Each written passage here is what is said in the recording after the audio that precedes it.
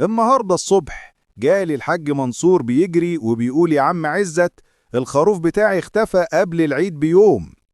قلت له استهدى بالله يا راجل، يمكن هرب. قال لي هروب ايه، ده مربوط.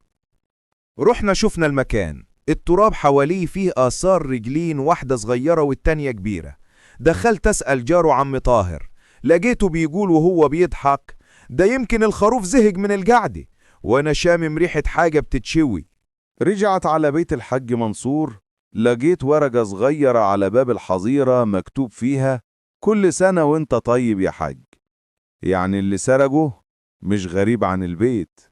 دلوقتي عندنا 3 مشتبه فيهم: الحاج منسول نفسه علشان ما يضحيش بالخروف، الجار عم طاهر اللي بيضحك أكتر من اللازم، ولا الولد الصغير اللي رجله كانت أثرها في التراب.